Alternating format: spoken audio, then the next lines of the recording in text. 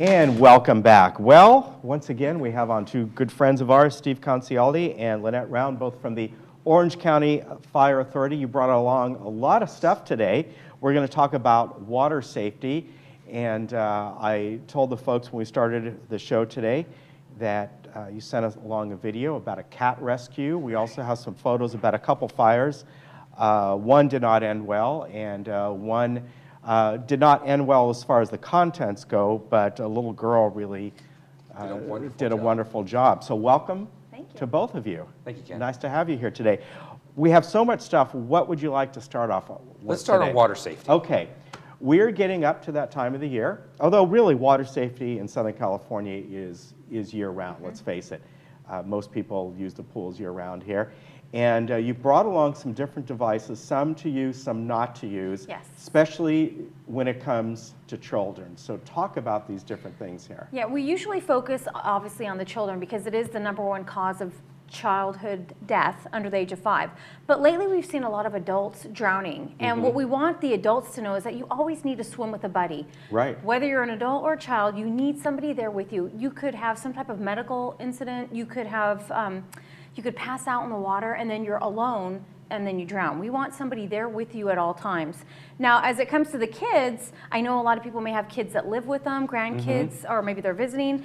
A lot of times you'll see the kids in these fun little floaties. Guess what, folks? These are not flotation devices because they can pop. The kids can take them off. You want them in a U.S. Coast Guard approved life vest. And this vest needs to fit on them snugly because you don't want their head to be able to dip down in there because they can still drown then. Right. So it needs to fit on them very snug. And then you need to make sure that they can't undo these latches. We had a 4-year-old last year drown in another city because the parents thought he was okay wearing the life vest, went off to get into the spa, but he took the vest off and didn't know how to swim. Oh, wow. So unfortunately, that had a tragic outcome.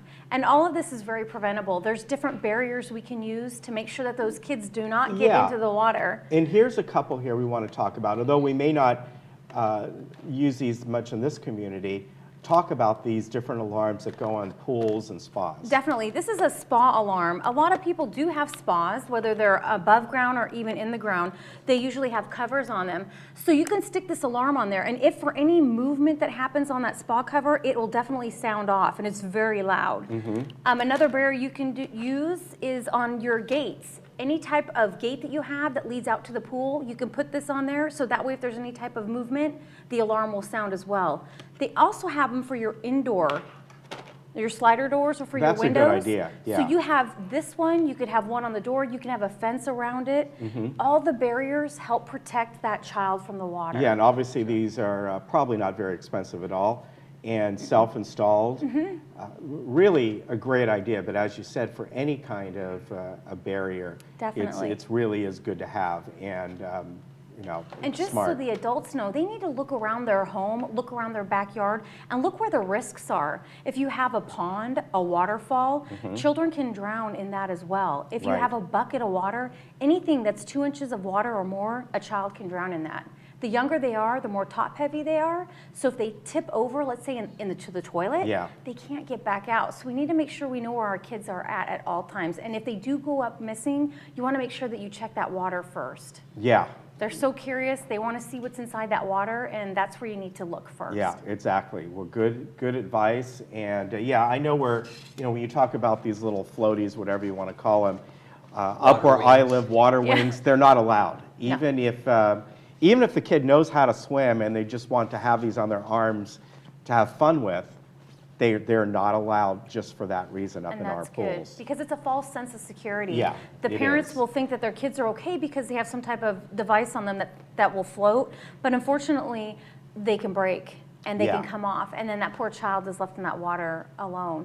Swim lessons are also really important too. We want to make sure those kids know how to swim, and even some adults may not know how to swim.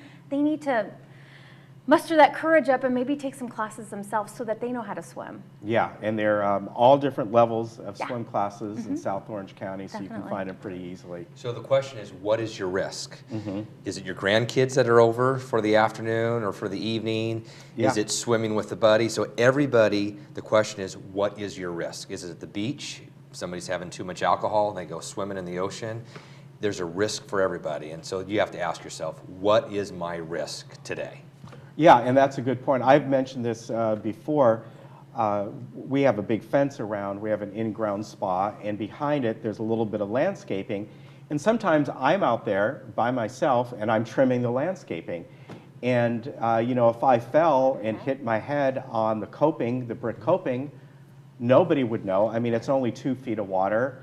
It could happen. But if I were to pass out for some reason and go into the water, a simple little head injury could be life-threatening.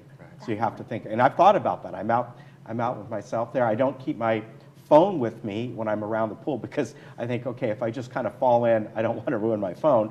But I could be incapacitated, and that would be the end. So, all right, we want to talk about a couple different things here. One of them, since we're talking about kids, let's talk about what happened in Ladera Ranch with a 10-year-old girl. She comes home, or maybe she was home, kind of explained this to me, and there was a garage fire. And I think we have some photos on this as well. So it was parent-teacher conferences. So she was home early from school. Okay. And she was sitting there playing Xbox. Katie, a sweet little 10-year-old girl. And all of a sudden, she heard a loud boom and an explosion in her garage. Oh, wow. And then she stopped playing for a second, and then she started smelling smoke, and then smoke started coming in through the door. Just little wisps of smoke in the garage. And you can see here, this is a 1951 Chevy. What kind of car is this? Tudor. So it's a popular car back then. Yeah. And so, but unfortunately, the fire got well established in the garage, and then it destroyed the car. It did lap up upstairs, and but Katie was so calm. The first thing she did was grab her cell phone and call 911 right away. And she was able to tell her address, that she was okay, what was happening, and so the dispatcher said, "Okay, honey, go outside, get outside." And the dispatcher, the Orange County Sheriff's dispatcher, stayed on the phone with her for about 20 minutes. Even though our firefighters were already on scene fighting the fire, this dispatcher kept her real calm.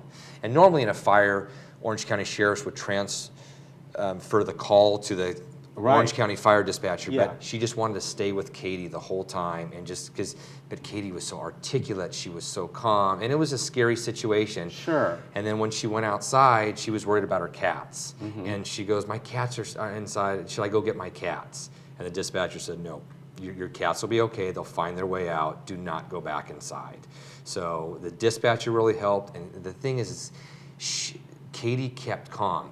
Nowadays, people always think when you call 911, your address is going to pop up, but when you call from a cell phone, it does not. So the lesson here is for everybody to know their address, or if you're at somebody else's house, or you're babysitter, your grandkids are babysitting somewhere, they should always ask the parents, "Can you put the address by the phone?" That way, if there was an emergency, they could pick up their cell phone like all little girls have, and then they could look at the address, and then when they call 911, they could say, "Okay, I'm at 1234 Main Street." Yeah. What was the cause of this fire? Was it the old car? Or? No, it was electrical inside the garage, and the fire investigators, there was so much damage in this garage, so they knew there was some stuff plugged in over here, and it was some sort of electrical malfunction. Okay. That's why we always recommend never overload a plug. Use the surge protectors that have a circuit breaker, so if something does trip and there's a fault there, it'll trip and it'll stop the electricity. Yeah, definitely. And we're going to go to another one. Then we're going to talk about this one. It was up in, was it Yorba Linda? Yes. The other photo, and this is when somebody lost their life on this one, and that's the next photo here. Right. So. And this, you look at the house, even you can tell, beautiful home. This was after the fire. It looks in full tact. Right. And tell me about this one here. Yeah, heavy damage inside. So there was a 90-year-old female that was upstairs in that bedroom, and her son was downstairs on the driveway talking to a neighbor. And so right here, standing on the driveway, and all of a sudden they noticed like wisps of smoke, and the neighbor even said, "Do you have a mister inside?" And he turned around and realized the house was on fire. And this is all happening within a short amount of time. Wow. And by the time he ran from just his driveway to the front door, he opened the front door, there was already thick smoke developing. The fire started in a downstairs bedroom office, and he tried to go up the stairs because his mom was yelling upstairs for help. Yeah. He made it halfway up the stairs, and he got pushed back by the heavy smoke and heat, because our lungs cannot take hot gases and smoke. Right. So he got pushed back down, and then he grabbed the garden hose. There's this little green garden hose. It's hard to tell in here. He tried to put it out, but the fire just got bigger and bigger. 2 Orange County Sheriff's deputies on routine patrol heard the call go out, raced over there. They got there first. They tried to go in the front door too, and they got pushed back by the smoke. Then they ran around to the back of the house. They went in about 3 feet, and again, the smoke was just choking them out. So they had to back out. One deputy did jump on the roof, but there was nothing he could do. And what was the cause of this one? The cause was electrical again. So again, too many plugs. Right, so it was in the office, and it was typical electrical items. Computer, modem, paper shredder. There were a number of things plugged in, and unfortunately there was some sort of electrical malfunction, and it started. But the lesson here is when these homes were built, the code was only to have 1 smoke alarm per floor. And unfortunately, the smoke alarms did not activate in this home. So if they would have, it might have given her those few seconds, because the neighbors, and there was the neighbor and then her son were right outside. They would have heard the smoke alarm. And then the other neighbors, it was so sad because this was a big Greek family and they're devastated. So the 2 sons live here to take care of the mom. And the mom she still would cook for them once in a while, just a sweet lady. But the smoke alarms would have alerted him sooner, and he would have been able to run in and get her down. It provides those few crucial extra seconds to get out alive in a fire. And they didn't update the batteries or whatever it was. Right, so either they're old. This home was built in 1988, 87, 88, and they were the original smoke alarms. And a lot upstairs after 10 years, They need to be replaced. Even the unit. wired Yep, ones, because 10 years. we have upstairs. I have a wired one that was there when we bought the house. Right next to it is a battery one, and then I have one downstairs in a central location. I have one in the garage. That's perfect. So the one upstairs is right really at the top of the stairs. But I have both because Which is great. If you the know, power goes out, you have that battery backup Yeah. one. But they're so critical to have. Every 10 years, they do need to be replaced. They have a 10-year lifespan, period.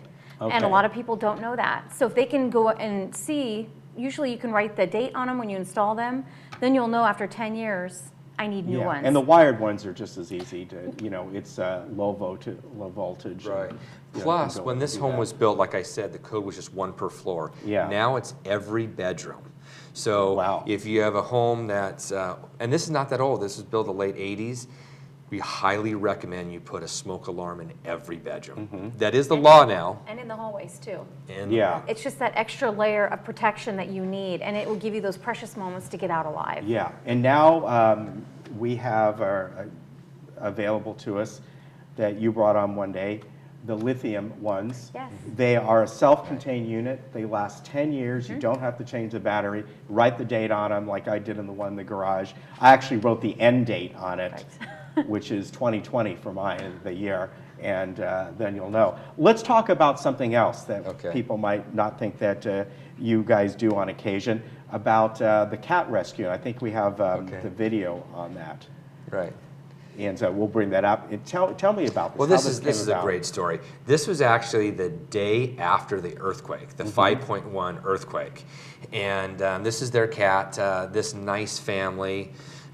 Doris and Robert moved into Irvine in 1971. And when they moved in, there was just a 5-foot fence put behind their pool. That was the code back then, just it had to be 5 feet. Yeah. When 1978, when Yale Avenue was put through, the city put in a 10-foot block wall, a sound Like a wall. sound wall, okay. So there was just a 4 to 6 inch gap between the 2 walls. Oh, And so interesting. their beloved cat Bailey was missing. So that morning about 10 o'clock, they couldn't find Bailey. Well, Bailey was up on this top wall, just above Yeah. these firefighters, and she fell down and she was stuck there for a long time. She wasn't rescued till 2:45, so Okay. over 4 hours. But the same urban search and rescue firefighters that would be sent to an earthquake or a collapse were sent here. The Heavy Rescue 6 out of Irvine, highly specialized and trained firefighters. They brought Heavy Rescue 6. It's the only one in Orange County Fire. It has all the tools. And this is Doris right here, sweet, sweet lady. And I mean, she loves Bailey like a son. And in she this said. video, we don't have the sound up, but you were talking to her. Right. So, and she was explaining what happened. So Bailey fell down, and so our urban search and rescue firefighters had to use special saws and tools to cut into the block wall, and to then reach in and take Bailey out. And you know, Bailey, this is Yeah, they had I to can see that. cut this, and Bailey, they said, was a very well-fed, healthy cat. Yeah. Fat cat. Yes, fat So, cat, yeah. And so, Plus you had all the foliage here, and the right. vines and all. And so unfortunately, but they were devastated, and they were so thankful for our firefighters to rescue Bailey. And Bailey was okay. And let me add one thing: the Irvine Police Animal Services, they were out there too. They were able to reach in with a pole and a syringe and sedate the cat. Oh, because great. the cat was meowing, Sure. and it was scared, and it was stuck. So once the cat was calm, then our firefighters cut out a big enough hole to be able to pull Bailey Yeah, out. well, very good. I didn't know they did that. All right, we just got a minute left to the show here, so I want to thank you guys for coming on. And you want more information, you can go to the Orange County Fire Authority website. Ready, Set, Go is another one, Ready, Set, Go OC. And if you want, you can set up the types of alerts on Twitter, OCFA. Just go to that, and it's you put on the tweets there among Right. other people. OCFA_PIO. Okay, that's right, and he's the PIO. So I have those, so you can check out alerts. And thank you both for coming on. Thank you, Thanks Ken. for having me. And